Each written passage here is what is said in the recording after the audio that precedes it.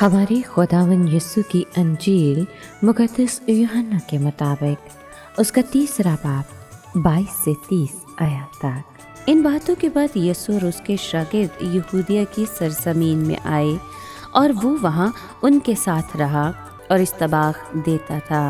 और यूहन्ना भी शालीम के नज़दीक ऐन नून में इस्तबाख देता था, क्योंकि वहाँ पानी बहुत था और लोग इस्तबाख लेने आते थे, क्योंकि यूहन्ना उस वक्त तक कैद खाने में डाला न गया था।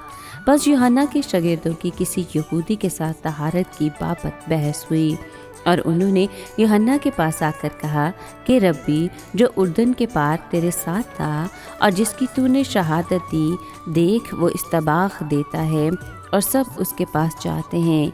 यूहन्ना ने जवाब में कहा कि कोई आदमी कुछ नहीं पा सकता जब तक उसको आसमान से ना दिया जाए।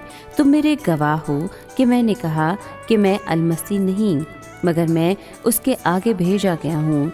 जिसकी दुल्हन है वो दूल्हा है, मगर दूल्हा का दोस्त जो खड़ा हुआ है उसकी सुनता है। दूल्हा की आवाज़ से बहुत खुश होता है। बस मेरी ये खुशी पूरी हो गई है। ज़रूर है कि वो बढ़े लेकिन मैं घटूँ। पाकलाम के पढ़े और सुने जाने पर खुदावंद की बरकत हो, खुदा का शुक्र हो। अजीज़ दोस्तों, यीशु ईद फसा के फ़ौरन बाद बराह रास्त गलील वापस नहीं गए, बल्कि उसी इलाके में किसी और जगह तौबा करने वालों को बपतिस्मा देने लगे। चूँकि वो ज़्यादा इख्तियार रखते थे, इसलिए लोग यूहन्ना की बनिस्बत उनके पास ज़्यादा तादाद में आते थे। नतीजा ये हुआ कि इन दो फरीकों में बहस छिड़ गई।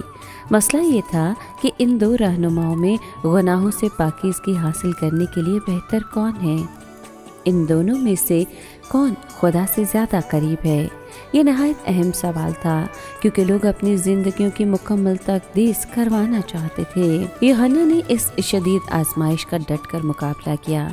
उन्होंने यीशु की नुमाया कामयाबी पर रश्क नहीं किया, बल्कि उसे अपनी खिदमत के महदूद होने का एहसास था। उसने नहायत हलीमी के साथ इकरार किया कि एक अदना इंसान महज अपनी ही कोशिशों के बल पर इतने अच्छे काम का बेड़ा नहीं उठा सकता जब तक खुदा उसे कुव्वत, बरकत और नेमत ना अता करे।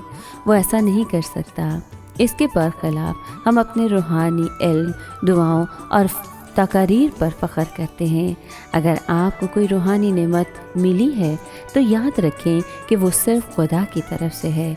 अगर आप वो सब करें जो खुदा चाहता है, तब भी आप एक ग़ुलाम और नाअहल शख्स ही रहेंगे। यूहन्ना हलीम बना रहा और कभी अपनी शनाख्त से ज़्यादा काबिल होने का दावा ना किया, बल्कि उसने सिर्फ खुदा की तमजीद की।